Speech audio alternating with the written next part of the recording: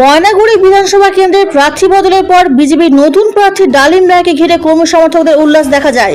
প্রার্থী ঘোষণার পর তিনি ময়নাগুড়ি বিজেপি কার্যালয়ে পৌঁছালে গেরুয়া আবির খেলায় মেতে ওঠেন সমর্থকরা।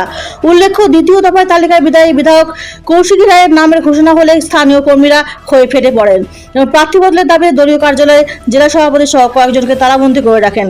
পরে চতুর্থ দফার তালিকায় কৌশিকী রায়ের বদলে ডালিম রায়কে প্রার্থী করা হয়। যদিও কৌশিকী রায় ইতিমধ্যে প্রচার শুরু করেছেন, ফলে তার সমর্থকদের অবস্থান এখন দেখার বিষয়। ব্যুরো রিপোর্ট, বাংলার কণ্ঠ। সবার ইচ্ছা পূরণ হলো, এটাই আমার বলার। হ্যাঁ, সবাই কি করবো, ভারতীয় জনতা পার্টি সবাই কি করবো।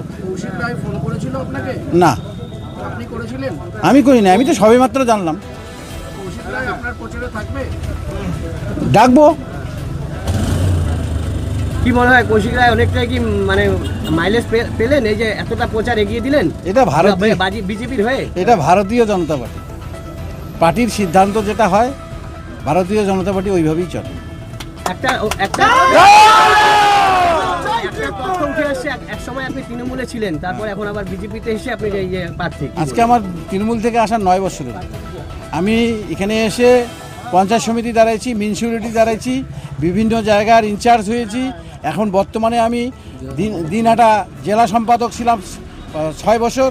তারপরেও আমি এখন দিনহাটার ইনচার্জ। 100% আমাদের সকল কর্মীদের আশা পূরণ হবে। এখানে রামমোহন রায় তৃণমূল কংগ্রেসের প্রার্থী, উনি তো অনেক দারুণভাবে শুনেন, আমি কোনো প্রার্থীকে ছোট করব না, কিন্তু মানুষ সব জানে। আপনিও কি এই যে আপনি ক্ষোভের মধ্যে আপনিও ছিলেন নাম পরিবর্তনের জন্য, আপনার নামও আপনিও ছিলেন এদের সাথে আন্দোলনে, যে নাম পরিবর্তন যে কোনো নাম? এখানে ময়নাগুড়িতে সকল নেতৃত্ব, আমি একা না, সকল নেতৃত্ব আমরা একমত।